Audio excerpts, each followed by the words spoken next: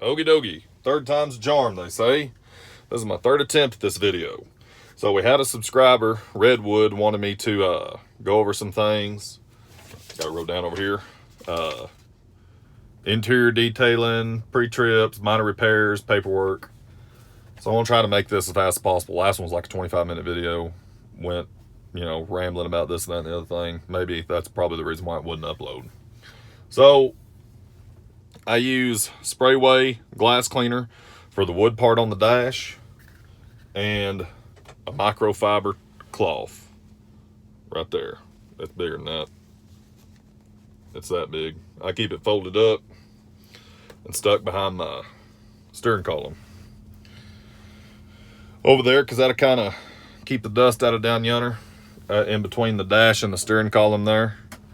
And then for everything else in the dash, all the plastic and whatnot, rubber stuff, use this right here.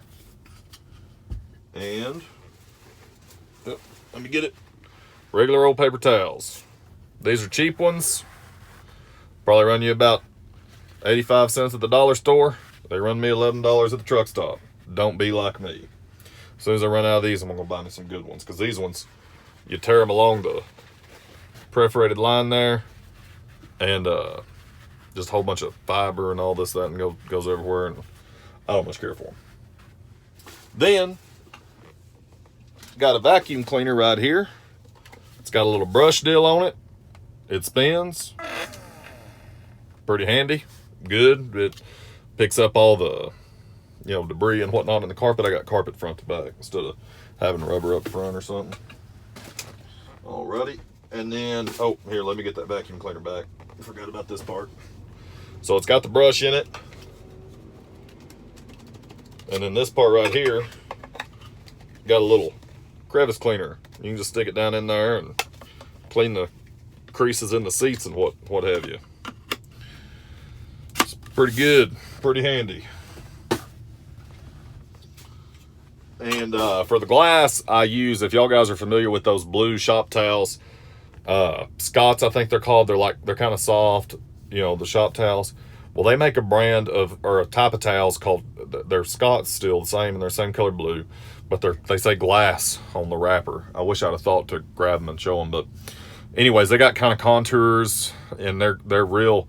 They work phenomenally for cleaning the glass. I mean, they're just primo. And just to go over my chrome and stuff, I just use the microfiber by itself. Just wipe all the smudges and fingerprints off and what have you. Another thing I try to do is I try to keep my boots only on the floor mat. And like if I'm going to get in a sleeper, I try to kick them off up front before I get back there. They just help to keep from tracking dirt down in there. It's a bunch of little stuff you can do to kind of try to keep your truck clean. Try to keep my windows rolled up is another thing. Keep my air conditioner off if I'm in a dirty area so the fan don't kick on. Unfortunately, sometimes I'm not able to keep my windows up if I'm unloading outside or something. And it's like a bazillion degrees, like in Arizona, where they have outdoor bays for unloading. Anyways, I'm in West Jordan, Utah at the moment. I'm going to load, go to Texas, which is where I live. Supposed to snow tonight. I don't think it's really going to amount to anything because it's pretty warm right now. So, kind of hoping it'll just hit the ground and melt. It won't much come of it, I hope. And then probably I'm just going to go to the house off of do a 34th house, because I'll probably land there in Texas with about 5 or 6 hours left, and it's like another 2.5 hours to my house. So I'll probably just go home, do a 34 real quick, and get back out on the road. I can't really go over a pre-trip right now because I'm at a customer's facility and it's raining for one, and for two, this is like a big corporate outfit. You've heard of them, I promise. And they kind of have all these funky rules, and I don't need to be outside walking around my truck with a cell phone or something where it's obvious I'm videoing and have somebody come out here and, rip me a new one for videoing or something. So, no videoing outside the truck for me at a customer's place. I'm not going to do it because I don't know if it's always against the rules, but it just saves me the headache. And they're busy with stuff in there. I'm not going to walk in there and ask them if it's okay and waste their time on something trivial and stupid. So whatever. But so I can't really do anything on the paperwork or on the pre-trip side of things. Minor repairs. Be honest with you, man, the truck hadn't broke down a whole lot. It's been pretty good so far. And I hung some mud flap weights on it whenever I was home this last time. I probably could have made a video about that, but I, procrastinated till the very last minute. So I was like jumping out of my rear end trying to get everything done. I'm trying to lean up here where it doesn't. I think they call that bleaching your face or something. Anyways, it's doing that to me. So, where was I?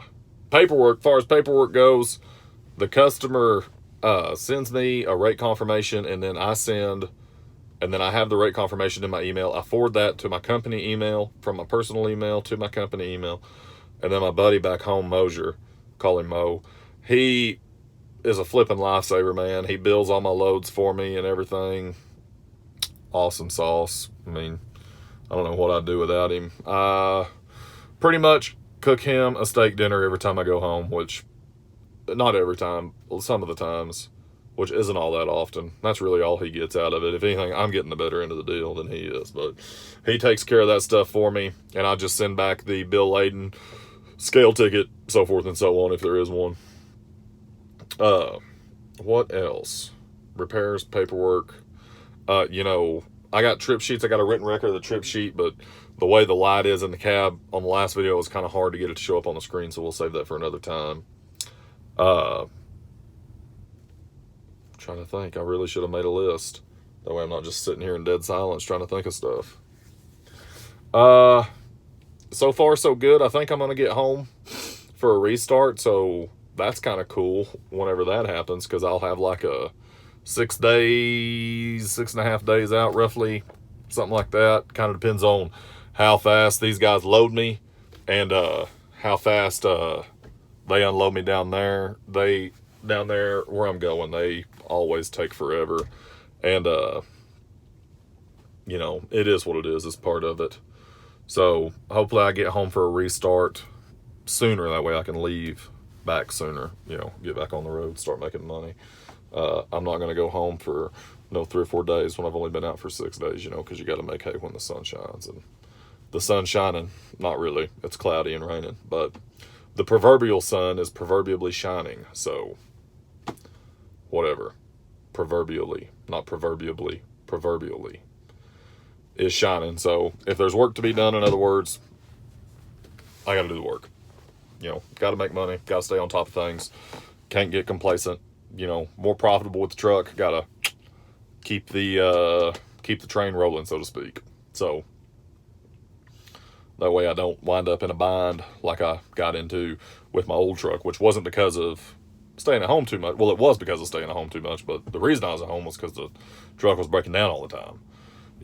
And can't make any money when you aren't hauling any loads. Unfortunately, there's only one way to make money in this business, or on my end of this business. I mean, there's a bazillion ways to make money. There's freight brokers and blah blah, this and that. But what I do is I'm in the business of moving my customers' freight from A to B, and if I'm not doing that, I ain't getting paid. So I got to do as much of that as I possibly can. That way I make as much money as I possibly can. So I'm going to save, I went over some numbers in the previous one that I recorded, and I'm going to save that. I don't know where to look, because if I look at me, it looks like I'm looking out the side of my truck over here, but I think the camera's there.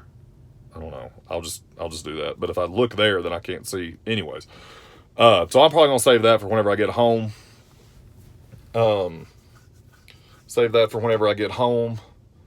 Go over some numbers, pull out some like fuel receipts and some rate confirmations, and redact the customer's information off there and odometer readings and stuff like that. And we can just kind of demonstrate, what's been going on per mile, and maybe I can find some old trip. If I can find some old rate confirmation. Well, matter of fact, I have some in my revenue book. I got a little book I keep down all my loads written down in. I can go back and pull like a month from my old truck, and we can see. I'll try to get a bad month and a good month, and we can kind of go through there and look at the difference between a bad month with that truck and a good month with that truck versus, you know, just a month with this truck, which the months with this truck so far have all been good. Knock on wood. And that's not really wood, but it's plastic with a very pretty sticker on it that looks like wood. Anyways, you know, go over some numbers that way, hopefully, because Redwood had mentioned in his comment that he was thinking about buying a truck. So, I mean, this isn't going to be, possibly won't be your experience. It's just been my experience. So that's something to consider, you know. I have a friend who hauls cars, like with a Stinger truck. You park like 3 cars on the truck, and then you can carry another 6 on the trailer or something like that, maybe 7, I don't remember. But he makes a lot more money than I do, you know. He has a whole lot higher gross revenue. He has a whole lot higher fixed cost as well. I mean, his truck is like 250 grand or something, and it's a used truck. So, you know, and I'm not really general over the road freight stuff because I haul a food grade tanker. You know, I'm not really like a drive-in guy or something, but I think what I do is kind of more comparable to that than what he does, because what he does is really pretty specialized. And what I do, I mean, it isn't, you know, it doesn't take much brain power. So doesn't take much in the way of equipment either. So as compared to him. So, you know, if you end up watching this one, Redwood, and you end up, if I can get home and get the one going about the numbers and whatnot, you know, I don't want the misconception that, you know, these are my numbers, therefore they're your numbers, you know, because I mean a guy who maybe say, like, for instance, I think van rate is notoriously terrible in Florida, you know. So a guy who always finds himself in Florida and has a van, I mean, I don't know if this guy exists, but he always there and has a van, probably his number isn't going to be the same than, you know, as the guy who, like, his father-in-law owns some company and he gets all their trucking because it's his father, you know, that type of deal. I mean, there's variables, you know, there's differences in different types of operations. So I'll show my numbers probably. I mean, I really don't have an issue with that. And it's not a secret. I'm not making a bazillion dollars or anything, just making a pretty decent living. You know, but anyways, so I'll probably try to, maybe when I get home, get some numbers, and maybe that's really probably about it. Maybe go over like an IFTA report, maybe, if I can dig one of those up and kind of try to explain what that is in a little more detail. But yeah, that's about it. That's what I do on all my interior stuff. How I keep it clean. Sitting up here in Utah, about to load for Texas. Thumbs up. We're going home for a minute. Not a minute. Well, a couple of days, maybe a day and a half. Do a 34 and get back out. But if I'm sitting in Dallas waiting to unload, I pretty well consider it I'm home. I mean, it about looks the same. Dallas is a little greener than where I live. It's a little further east, a couple of hours. Quite a bit more congested too, but, you know, pretty well looks the same. Pretty well. As far as the plant life and stuff. I mean, it's not like Utah compared to southern Georgia, for instance, you know, that's stark of a contrast. But anyways, that's about it for the day, guys. Hopefully there was some decent information. There was a whole lot more information than that other one I made, but I couldn't get the darn thing to upload. So now I'm trying to upload it I'm trying to like record it on the YouTube app, and hopefully that will work better. So, and this one is about 12 minutes shorter because I went on forever on that thing, just talking about everything under the sun, just rambling. But anyways, that's the dealio. We'll catch y'all guys on the next one. Hopefully, maybe I'll get one. Excuse me. Hopefully, maybe I'll get a video up whenever I get home. But I'm only going to be there for a 34, and I desperately need a haircut and need to get my truck washed and so forth and so on. So, anyways, if y'all can think of anything that you want to hear about or me to talk about, just drop, you know, leave me a comment. And if I know about it or if I've experienced it, you know, I'll share what I know. You know, it won't be the gospel, because the same thing could happen to 100 different guys and you have 100 different outcomes. You know what I mean? Everybody, individual experiences may vary, as they say. So, Anywho, yeah, if you can think of anything, just drop me a line down there in the comments and I'll try to get to it. Hopefully this answered some of your questions there, Redwood. And we'll catch y'all guys on the next one. Take it easy.